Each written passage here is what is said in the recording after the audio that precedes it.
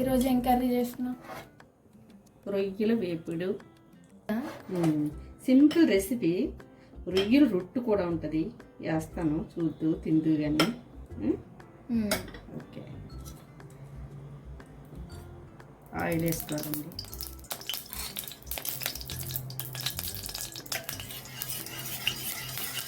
కరివేపాకు,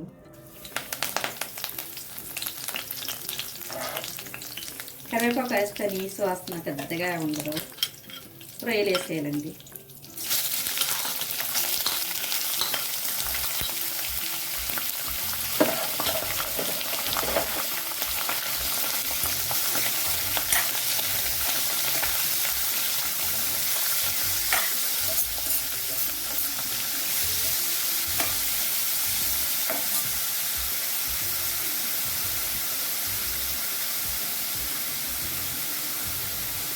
సాల్ట్ వేసుకోవాలి.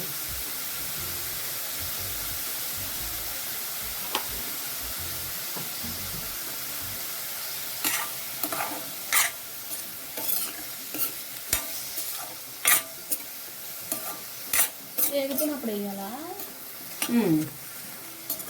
కొంచెం సాల్ట్ రొయ్యలు వేసేసిన తర్వాత వెంటనే వేస్తే దీంట్లో ఉన్న వాటర్ అంతా వచ్చేస్తుంది, నీసు వాసన పోతుంది.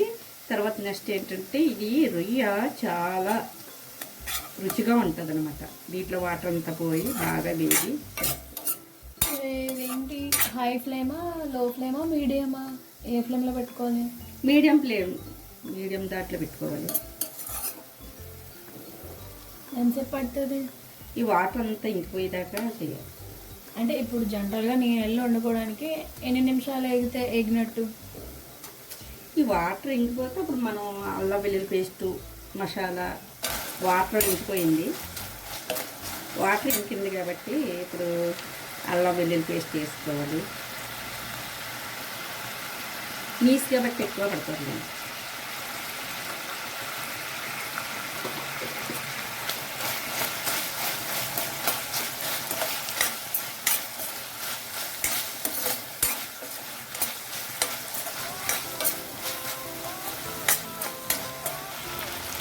అల్లం వెల్లుల్లి పేస్ట్ వేగింది.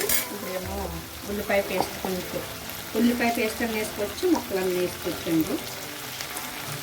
ఎంతో కొంచెం వేసుకోవాలి.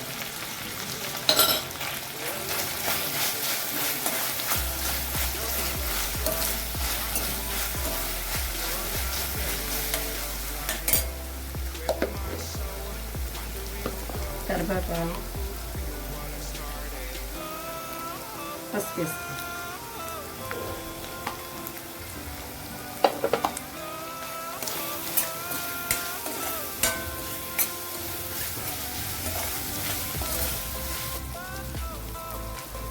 అల్లం వెల్లుల్లి పేస్టు, ఉల్లిపాయ పేస్టు వేగిపోయింది కదండి. స్మెల్ ఆటోమేటిక్ తెలిసిపోతుంది. వేగిపోయిన తర్వాత ఇప్పుడు మసాలా వేసుకోవాలి. మసాలా పొడి,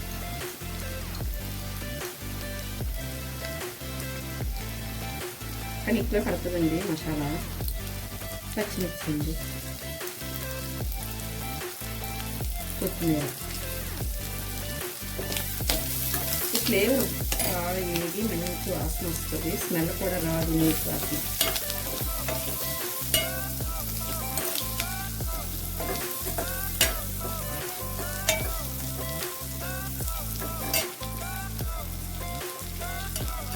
వేగిపోయింది అన్నీ.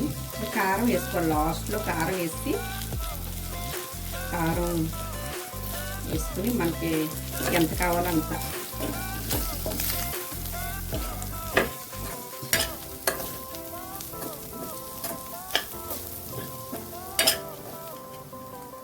రొయ్యలు వేపుడు అయిపోయిందండి. చాలా టేస్ట్గా ఉంటుంది.